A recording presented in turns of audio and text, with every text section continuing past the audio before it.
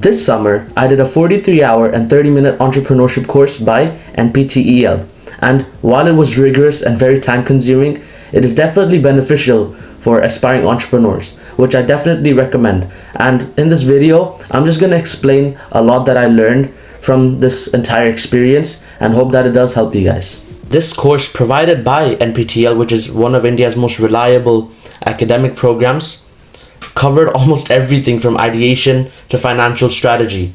And basically, I'm going to summarize the key insights, but specifically those which I believed I formed the deepest connection with throughout this course. And I'm starting off with the actual entrepreneurial journey. So here, they actually explain that it's not just about launching something. It's an entire process that includes discovery, design, execution, and failure. And this can be illustrated in so many different ways. And throughout our entire lives, we almost examine how successful different entrepreneurs are. And if we notice, we see that they actually evolve over time.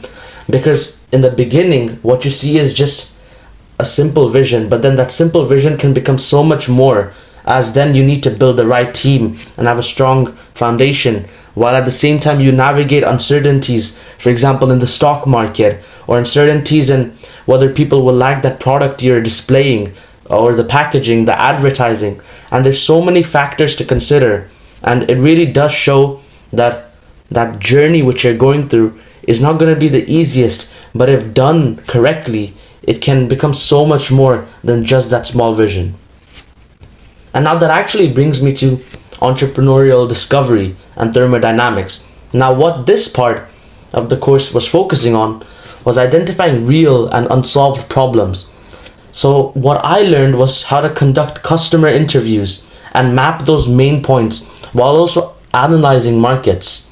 And when it comes to entrepreneurial thermodynamics, this actually refers to the energy and the momentum within startups and how founders can either sustain or lose that drive depending on the actual structure and decisions. Next, I want to touch a little upon ideation and prototyping. Now, you may think ideation is just coming up with one brilliant idea, but that's not really the case. It's about frameworks like Scamper, for example, and rapid prototyping to explore multiple different directions. And just so you know, prototypes don't have to be perfect. What they actually just need to do is to give that feedback. And this helped me refine ideas more logically, and not just when it comes to entrepreneurship and this sector, but also throughout my entire life. And then I want to delve deeper into innovation, commercialization, and disruption. Now, in this part of the course, I actually studied and learned about how disruptive ideas scale and when there's actually solve those deep-rooted inefficiencies. Now, commercialization isn't just launching. Now, what you have to do when you're in this part is adapting to that market, pricing wisely in a way in which those stakeholders will be happy. And by that, I mainly am referring to those consumers, as they will be the one purchasing your product, right? But also positioning with timing. Next, I want to go deeper into HR strategy, operations, and education. Now, when you hire for values, and it's not just the skills that someone has. That is one part of what they can bring to you and your company, or that small or big scale at what you're working at. Operation strategy actually ensures that the back end can handle that immense growth which you're hoping to get. Now, in this course, I also explored education and entrepreneurship. Now, this part of the course refers to how systems can empower youth innovation. If you actually shift from that idea of memorizing something to experimenting more often, and maybe even taking a practical approach. And this is something that really did stick to me, and myself being an aspiring entrepreneur, this section really did light up my mind, and I was so intrigued by all the different concepts that were explained. And if I could explain everything, this video would be a lot longer, but I'll do the best I can in the short amount of time. But what I also loved about this course is that it explained how India as a startup nation was brought up. And we look at policy support, digital infrastructure like UPI, which almost everyone knows, but also those case studies of Indian founders where they solved hyper local issues. Now, this made me realize something really important. It's just that entrepreneurship isn't just Silicon Valley, it's anywhere ideas actually meet urgency. Next, I want to talk a little about finance and funding. Raising finance was another big focus of this course for sure.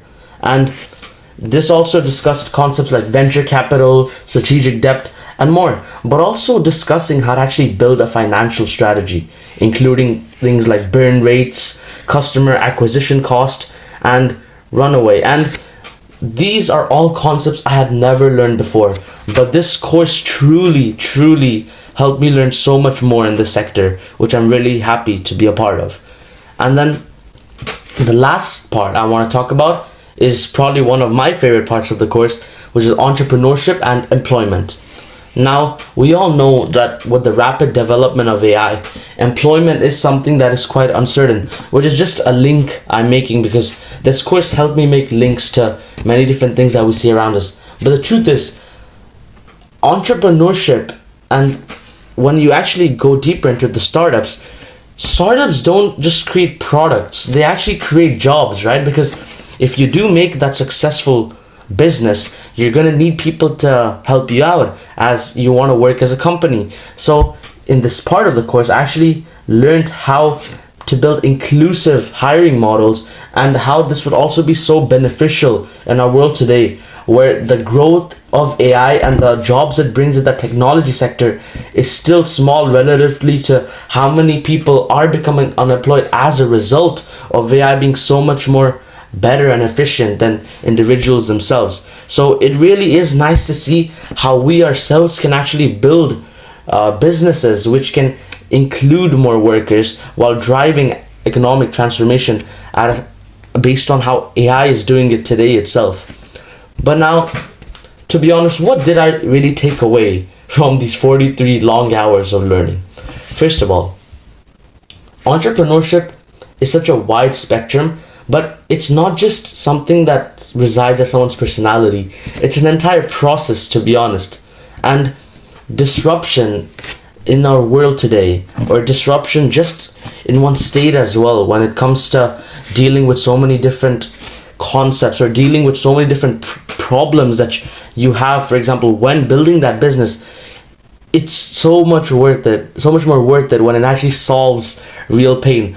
And with those important parts that hold that base structure of your business, including team, timing, testing, and then going onwards to the marketing procedures. Now, I've been trying to apply all of these lessons to hopefully an idea I have for a company I want to open up in the future. And if you're considering to take this course, I do highly recommend it. And it teaches a lot of new concepts, at least to me, which I had never ever heard of before. But otherwise, this is just a short, brief explanation, and I could go on about this for hours and really do want to explain everything I've learned, but I just want to keep it a little short. And if you guys do want a longer, maybe 1 hour or 2 hour video, where I actually go into more detail explaining the different concepts, then I'm completely down with that. So just let me know in the comments, and I'll see you guys next time.